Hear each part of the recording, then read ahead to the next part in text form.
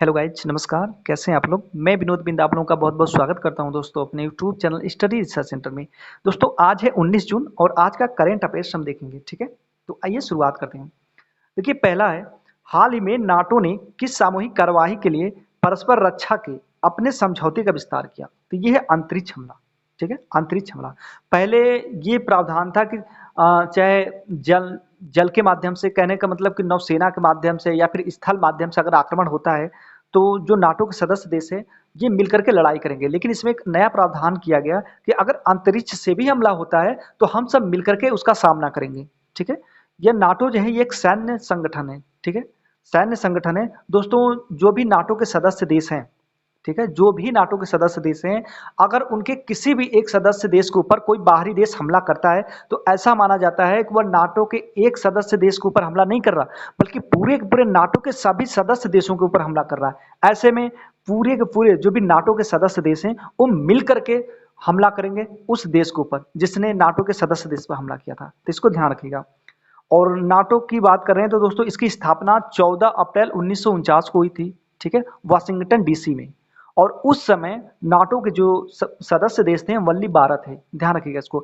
अभी वर्तमान में 30 सदस्य देश हो चुके हैं, जबकि अभी हाल ही में दोस्तों 2020 में उत्तरी मैसिडोनिया ने नाटो की सदस्यता ग्रहण की थी। ध्यान रखिएगा इसको।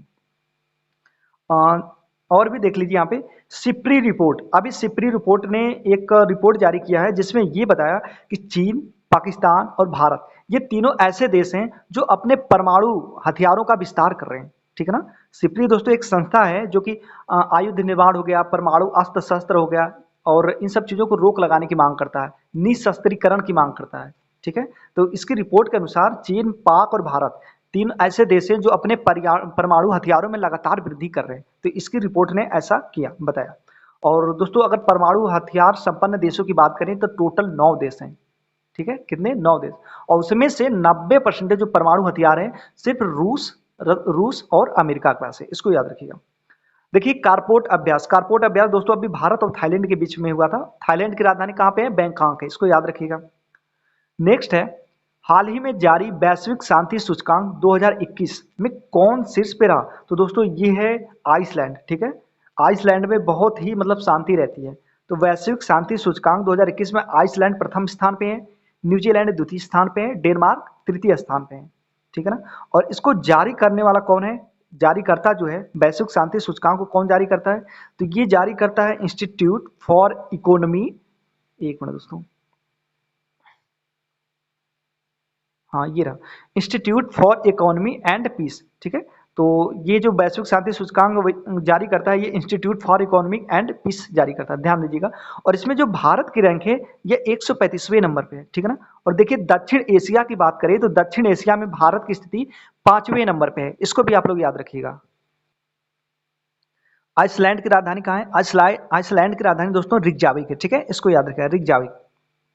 नेक्स्ट है, बीसीसीआई ने किस खिलाड़ी पर लगे आजीवन प्रतिबंध को हटा दिया? तो ये है अंकित चाबहार। ठीक है, इनके ऊपर दोस्तों आजीवन प्रतिबंध लगा था बट हटा दिया है बीसीसीआई ने। ध्यान रखिएगा इसको। अगला है, हाल ही में किस भारत के हाल ही में से किसे भारत के डब्ल्यूटीओ मिशन में निदेशक के रूप में नियुक्त किया?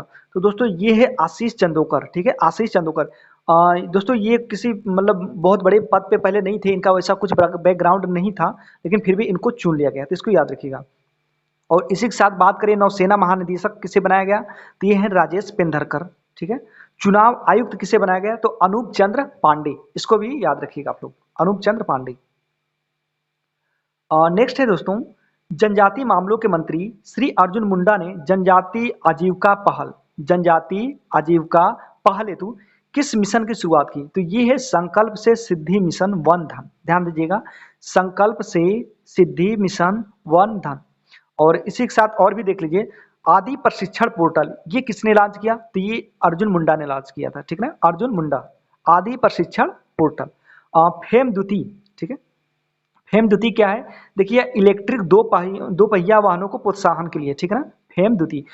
ऐसा मतलब इसलिए किया गया दोस्तों कि अब डीजल पेट्रोल ये सब देख रहे हैं ऑलरेडी कितनी दिक्कत वाली है, मतलब बहुत ज़्यादा प्रदूषण है, प्लस उसके बाद दिन प्रतिदिन इसकी महंगाई बढ़ रही है, तो इसमें इलेक्ट्रिक से चलने वाले वाहनों को, दो पहिया है, चलाने का मतलब कि प्रोत्साहित किया जाए कि ज़्यादा से ज़्यादा इलेक्ट्रिक वाहनों का यूज किया जाए। ठीक है। शिशु सेवा योजना दोस्तों ये असम में शुरुआत की गई थी। शिशु सेवा योजना के तहत जो भी ऐसे बच्चे हैं जिनकी मतलब कोविड-19 के दौरान उनके माता-पिता की मृत्यु हो गई हो, ठीक है? मतलब वो अनाथ हो गए हैं, तो उनको एक मुश्त राशि दी जाएगी प्लस 3500 रुपए महीना दिया जाएगा जीविकोपार्जन के लिए, इसको याद रखिएगा। नेक्स्ट है, हाल ही में एरिक्सन मोबिलिटी रिपोर्ट 2021 के अनुसार भारत में किस वर्ष तक 5G के 330 मिलियन ग्राहक हो जाएंगे? तो ये है 2026 तक दोस्तों, इसको याद रखिएगा, मोस्ट इंपॉर्टेंट है। और नेक्स्ट है, हाल ही में यूपी कैबिनेट ने किस शहर में 400 करोड़ रुपए की, ठीक है ना, लागत के विश्व स्तरीय बस स्टेशन को मंजूरी दी है? तो दोस्तों ये है अयोध्या। अयोध्या का बहुत ही अच्छे ढंग से विस्तारीकरण किया जा रहा है, तो यहीं पे 400 करोड़ की लागत से एक विश्व स्तरीय बस स्टेशन का निर्माण किया जा रहा है। ठीक है, ध्यान रखिएगा इसको। एक चीज और ध्यान रखिएगा यहाँ पे दोस्तों, हाल ही में चर्चा रहा जून 10 क्या है? तो दोस्तों ये है अमेरिका का राष्ट्रीय अवकाश। ठीक है, 19 जून को मनाया जाता है अमेरिका का राष्ट्रीय अवकाश। देखिए इसके पहले भी अमेरिका का राष्ट्रीय अवकाश था, ठीक है ना, बट उसको सरकार द्वारा मान्यता नहीं मिली थी, इसको ध्यान रखिएगा। राष्ट्रीय अवकाश तो होता था बट सरकार द्वारा मान्यता नहीं मिली थी, लेकिन अब क्या है ना, अब मान्यता मिल चुकी है। तो इस तारीख इसी डेट को 19 जून को अब अमेरिका का राष्ट्रीय अवकाश मनाया जाएगा, ध्यान रखिएगा इसको। और नेक्स्ट है, यूएन ट्रेड फोरम 2021 में भारत का प्रतिनिधित्व किसने किया? तो ये है केंद्रीय मंत्री पीयूष गोयल, इसको याद रखिएगा आप लोग। यहाँ पर देख लीजिए अंतर्राष्ट्रीय संबंधों से सेनकाकू द्वीप विवाद किसके किसके में बीच में है दोस्तों? तो ये है चीन जापान। ठीक है, सेनकाकू द्वीप को लेकर के चीन और जापान के बीच में अभी भी कुछ मुद्दा है। ठीक है, तो ये दोनों के बीच में विवाद है, ध्यान रखिएगा इसको।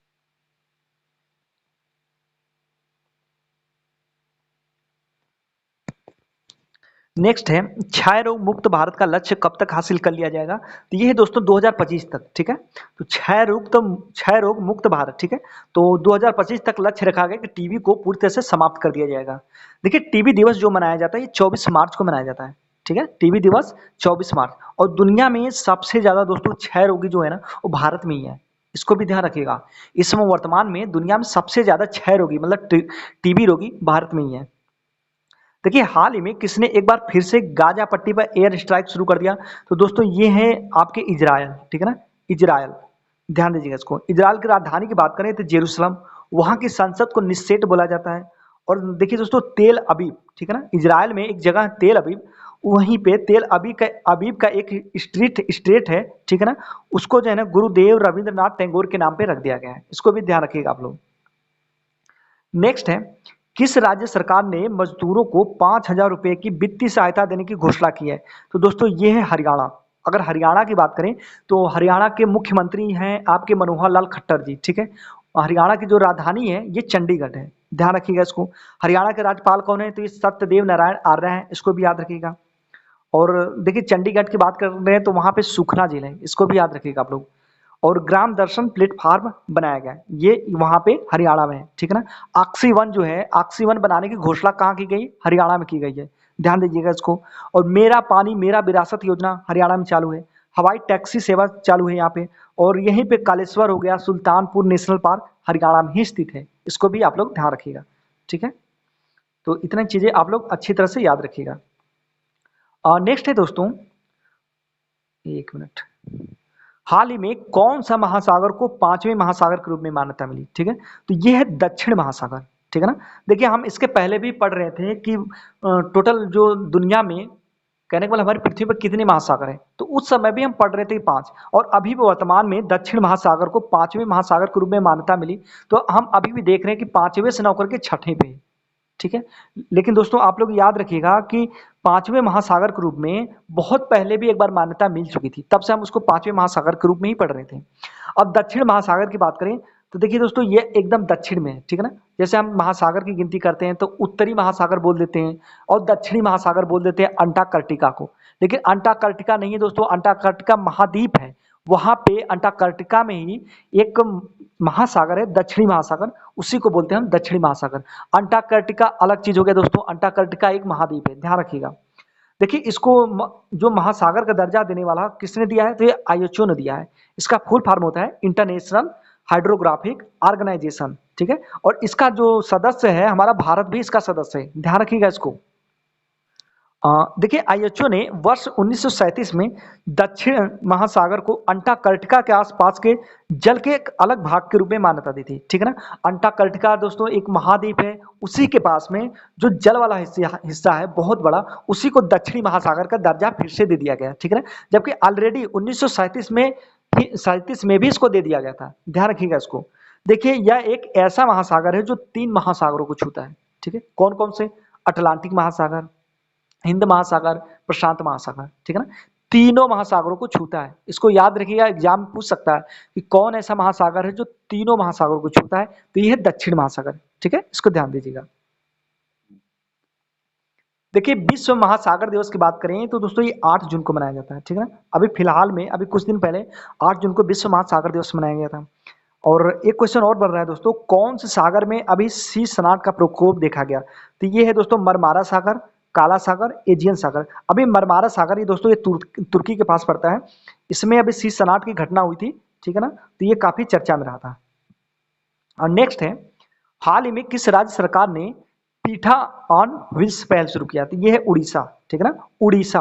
और उड़ीसा या फिर उत्कल दिवस कितने कितने डेट को मनाया जाता है, तो 1 अप्रैल को मनाया जाता है, ठीक है ना। यहीं पर उड़ीसा में चिल्का लेक है, ठीक है, सतकोसिया टाइगर रिजर्व है, इसको भी ध्यान रखिएगा। और उड़ीसा में पूरी जगन्नाथ मंदिर है, लिंगराज मंदिर है, कोणार्क सूर्य मंदिर है, इसको भी ध्यान दीजिएगा। और नेक्स्ट है, आईसीसी विश्व टेस्ट चैंपियनशिप का फाइनल कहाँ खेला जाएगा, यह रोज बाउल क्रिकेट स्टेडियम, ठीक है, रोज बाउल क्रिकेट स्टेडियम। दोस्तों यह इंग्लैंड में, ठीक है ना, इंग्लैंड में है, ध्यान दीजिएगा। और खेल से रिलेटेड और भी चीज देख लेते हैं, 1-2 क्वेश्चन। भारतीय खिलाड़ी को आईसीसी हॉल ऑफ फेम में शामिल किया गया, ये कौन से खिलाड़ी हैं, तो ये है मीनू माकड़, ठीक है, मीनू माकड़, ध्यान दीजिएगा इसको। और किस विभाग ने पहलवान सुशील कुमार को निलंबित कर दिया, तो ये है रेलवे विभाग ने, ठीक है ना। अभी जो एक पहलवान थे, ठीक है ना, धनखड़, उनकी हत्या मर्डर को लेकर के काफी लफड़ा हुआ था, तो उसी से रिलेटेड पहलवान सुशील कुमार को निलंबित कर दिया गया, ध्यान दीजिएगा। तो दोस्तों आज का करंट अफेयर समाप्त होता है, ठीक है। तो नमस्कार।